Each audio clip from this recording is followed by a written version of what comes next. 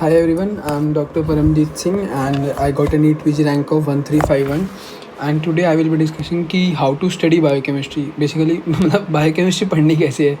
So मेरे batchmates और मेरे जूनियर्स बोलते थे कि सर बाकी सब तो ठीक है, ये बताओ कि बायोकेमिस्ट्री कैसे पढ़नी है. बाकी सारे सब्जेक्ट्स तो कर लेंगे, बायोकेमिस्ट्री कैसे करें. बायोकेमिस्ट्री बहुत कई लोगों के लिए नाइटमेयर है. ठीक है. और मैं इसको केक वॉक मानता हूँ कि बायोकेमिस्ट्री हमारा क्या है कि 11th और 12th के बेसिस के जो सारा कॉन्सेप्ट है ना, उसके बेसिस पे हम बायोकेमिस्ट्री कर सकते हैं आराम से.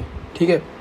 नाम में ही है यार, बायो प्लस केमिस्ट्री. केमिस्ट्री ही नहीं हम अगर जाने, हम क्या करते हैं 11th-12th के कॉन्सेप्ट भूल जाते हैं और सीधे साइकिल को रट्टा मारने लग जाते हैं. अगर हम 11th-12th के कॉन्सेप्ट साथ में अगर देख के करें ना, तो ईजिली हम कर सकते हैं biochemistry. Being a distinction holder in biochemistry as well as the best topper, मुझे लगता है कि बायोकेमिस्ट्री बहुत सिंपल है और उसको मैं बताऊंगा भी कैसे. टिप्स एंड ट्रिक्स हैं जो अगर ये बायोकेमिस्ट्री में अप्लाई कर पाएँ तो मुझे ऐसा लगता है कि ऑलमोस्ट हर एक साइकिल याद कर सकते हैं बिना उसको मगअप करे या बिना रट्टा मारे. ठीक है. सबसे पहले है ऑक्सीडेशन एंड रिडक्शन.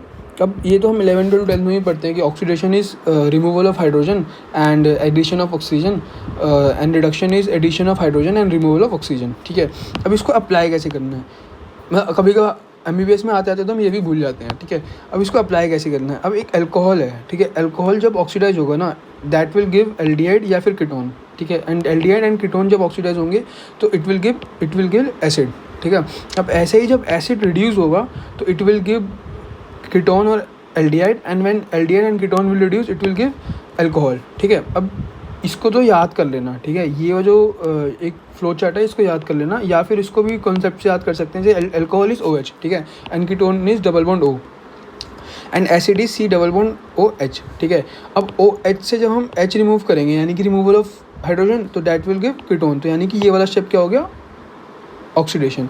अब ऐसे ही जब डबल बॉन्ड O के अंदर हम OH ग्रुप ऐड कर रहे हैं, एडिशन ऑफ ऑक्सीजन हो गया, तो ये वाला क्या हो गया, ऑक्सीडेशन. ठीक है. ये ऑक्सीडेशन रिडक्शन होती है एक वैलेंसीज के ऊपर बेस्ड है कार्बन की, लेकिन अगर आप ऐसे याद कर पाएँ तो बिल्कुल कोई दिक्कत नहीं है.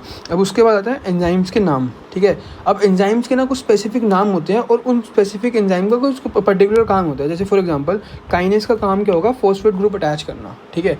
काइनेज अगर कहीं भी लिखा है ना, या फिर कहीं भी फॉस्फेट ग्रुप का एक्सचेंज हो रहा है ना, तो समझ लेना काइनेज तो उसके अंदर ऐड हो, काइनेज तो उसके अंदर एंजाइम्स का काम, काइनेज तो उसके अंदर एंजाइम होगा ही होगा.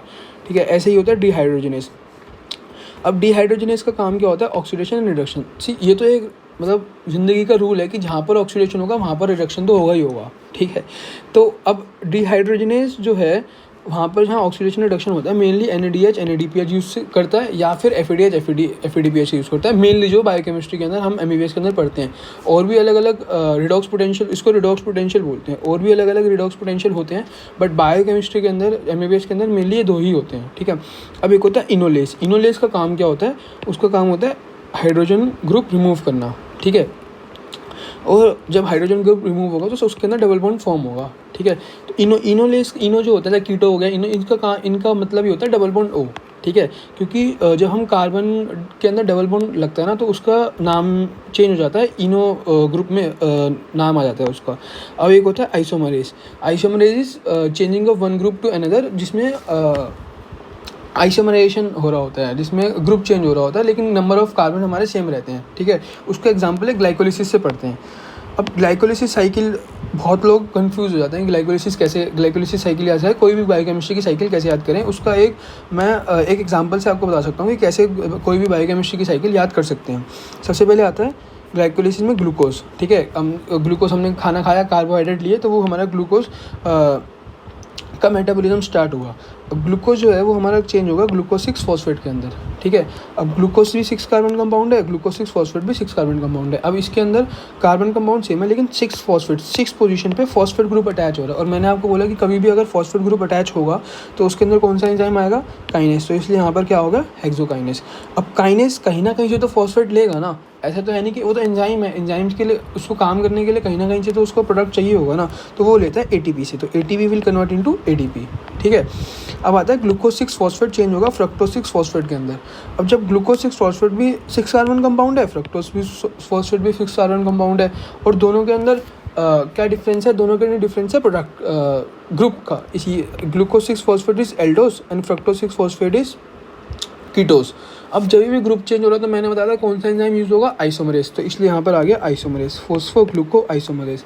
इसको मैंने फॉस्फोग्लूकोज क्यों बोला, क्योंकि ग्लूकोज 6 फॉस्फेट को मैं फॉस्फोग्लूकोज भी तो लिख सकता हूँ ना, तो इसलिए इसमें यहाँ एंजाइम का नाम आ गया फॉस्फोग्लूको आइसोमरेज, सिंपल।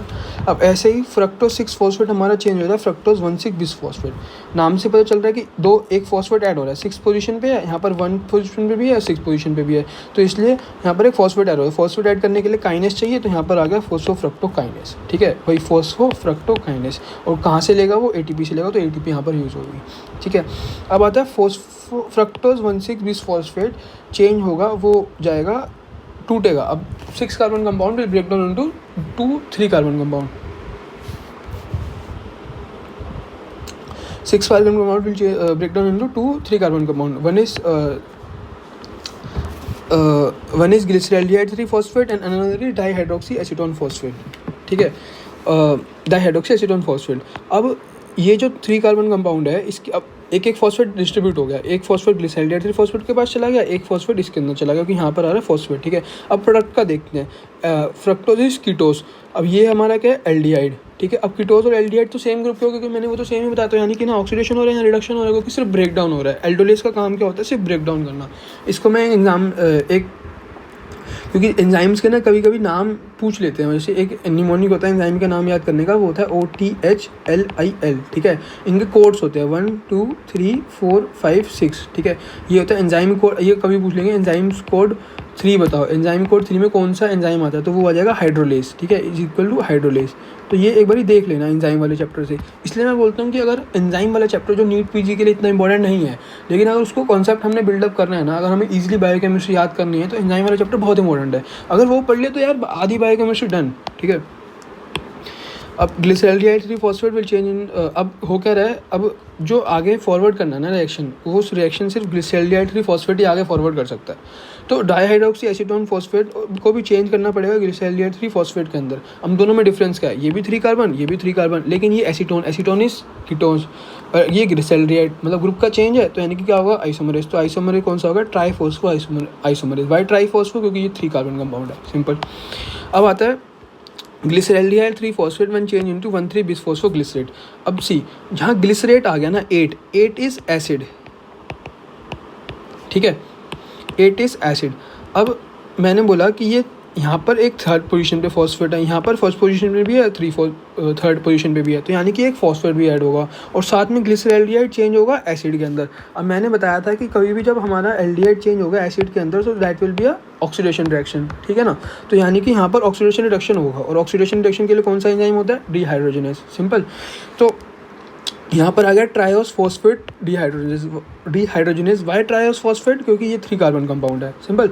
अब डिहाइड्रोजनेस में कौन सा रिडॉक्स पोटेंशियल यूज होगा, NADH will change into NADH plus H positive, और ये बाद में NADH दे देगा 2.5 ATP, वो अलग बाद में, मतलब माइटोकॉन्ड्रियल ऑक्सीडेशन हो जाएगी, ठीक है। अब यहाँ पर जो है, अब आप बोलोगे कि यहाँ पर तो 3 कार्बन कंपाउंड है, यहाँ पर तो 3rd पोजीशन पे फॉस्फेट है, यहाँ पर 1st पोजीशन पे भी है, यहाँ 3rd पोजीशन पे, तो काइनेस भी आना चाहिए, लेकिन नहीं। कभी कभार फॉस्फेट ग्रुप मोस्टली जो होता है वो काइनेस से ही होगा, लेकिन कभी कभार इनऑर्गेनिक फॉस्फेट भी ऐड हो जाता है। This PI is inorganic phosphate, simple. अब आता है 1,3 bisphosphate which change into 3 phosphoglycerate. ये भी एसिड है, ये भी एसिड है, यानी कि ऑक्सीडेशन रिडक्शन तो नहीं हो रहा, लेकिन हाँ एक फॉस्फेट ग्रुप जरूर रिमूव हो रहा है। फॉस्फेट कहीं भी रिमूव या ऐड होगा तो कौन सा आ जाएगा, काइनेस। अब यहाँ आ गया फॉस्फोग्लिसरोकाइनेस। क्यों फॉस्फोग्लिसरो, क्योंकि हम इसका नाम है फॉस्फोग्लिसरेट, यहाँ आ गया फॉस्फोग्लिसरेट काइनेस। अब आ गया 3 फॉस्फोग्लिसरेट भी चेंज इनटू 2 फॉस्फोग्लिसरेट। क्या चेंज है, कुछ चेंज नहीं है भाई, एक आइसोमराइजेशन हो रही है, मतलब एक 3rd पोजीशन से फॉस्फेट ग्रुप हट के एक 2 पोजीशन पे जा रहा है, ठीक है। तो यहाँ पर आ गया phosphoglycerate म्यूटेज। म्यूटेज is a kind of isomerase, वो थोड़ा सा एंजाइम में थोड़ा सा अलग कैटेगरी में आ जाता है, बट करता हुआ आइसोमराइजेशन ही है, ठीक है। 2 phosphoglycerate which change into phosphoenol pirate. अब ये एसिड है, ठीक है, ये भी 8 है, ये भी एसिड है, तो इन दोनों में चेंज क्या हो रहा है, इन दोनों में चेंज हो रहा है इनोल ग्रुप। इनोल ग्रुप का इनोल ऐड हो रहा है, मतलब इनोल इज डबल बॉन्ड, यानी कि डबल बॉन्ड कहीं ना कहीं इस स्ट्रक्चर के अंदर कहीं ना कहीं डबल बॉन्ड ऐड हो रहा होगा, तभी फॉस्फोइनोल पायरेट बन रहा है। डबल बॉन्ड के लिए कौन सा एंजाइम होता है, इनोलेस। इनोलेस डबल बॉन्ड कैसे बनाएगा, जब वो पानी निकालेगा तभी डबल बॉन्ड निकलेगा, तो जब वो वाटर रिमूव करेगा that will result in the formation of double bond, so that will form phosphoenol pirate. अब फॉस्फोइनोल पायरेट जो है वो बना रहा है पायरेट, ये सिर्फ एसिड है, ठीक है। इसके अंदर फॉस्फेट ग्रुप भी था। अब वो फॉस्फेट ग्रुप कहाँ रिमूव हो गया, इसके अंदर ये फॉस्फेट ग्रुप था तो वो पायरुवेट काइनेस, क्योंकि फॉस्फेट ग्रुप रिमूव हो रहा है तो काइनेस आ गया, जो प्रोडक्ट बन रहा है वो पायरुवेट है तो यहाँ पे लिख दिया पायरुवेट काइनेस। तो और साथ में ADP will change into ATP, क्योंकि जो फॉस्फेट है वो कहाँ जाएगा, अल्टीमेटली ATP में जाएगा, तो ATP will change into ATP। ठीक है। तो ये अब इसके बेसिस पे तुम ऑलमोस्ट हर एक साइकिल, जो ये 2-3 ट्रिक्स हैं, इसके बेसिस वीडियो को एंड करते हैं with MCQ। During glycolysis the major energy generating involves. ठीक है। अब हमें नहीं पता इसका आंसर, ठीक है, लेकिन ये हमें पता है कि डिहाइड्रोजनेज जो है वो रिडॉक्स पोटेंशियल यूज़ करता है। कौन सा यूज़ करता है, NADH यूज़ कर देगा या फिर FADH करेगा। और दोनों ही, अगर थोड़ा बहुत भी पता हो कॉन्सेप्ट्स, दोनों ही 2.5 ATP देते हैं और एक 1.5 ATP देगा रिस्पेक्टिवली। यानी कि ये तो पक्का है कि अगर काइनेज काम करेगा तो एक ATP बनेगी, ठीक है, लेकिन अगर डिहाइड्रोजनेज काम करेगा तो NADH बनेगी, और जो कि माइटोकॉन्ड्रियल पाथवे में जाके 2.5 ATP बनाएगा, जो कि माइटोकॉन्ड्रियल पाथवे में जाके 2.5 ATP बनाएगा। तो by ruling out also kinase तो हो ही नहीं सकता, ये भी काइनेज, ये भी काइनेज, तो ये हमारा डिहाइड्रोजनेज, जो कि हमें पता है डिहाइड्रोजनेज का काम क्या होता है, NADH या फिर NADP बनाना। तो इसलिए इसका आंसर हो जाएगा ग्लिसरॉल्डिहाइड 3 फॉस्फेट, ग्लिसरॉल्डिहाइड 3 डिहाइड्रोजनेस। सो ऐसी बहुत सारी टिप्स एंड ट्रिक्स हैं जो मैं कोशिश करूँगा यूट्यूब पे शेयर करने की। एंड अभी जो मैंने टॉपिक शेयर करा है aphasia, as well as I will be sharing congenital renal hyperplasia and along with that acid based disorder. So ये जो सारे टॉपिक्स हैं ये you should add in your 20th notebook. And बहुत इंपॉर्टेंट टॉपिक्स है, कभी ना कभी INI CTM या नीट PG कभी ना कभी तो रिपीट होंगे ही होंगे। Do subscribe to the channel.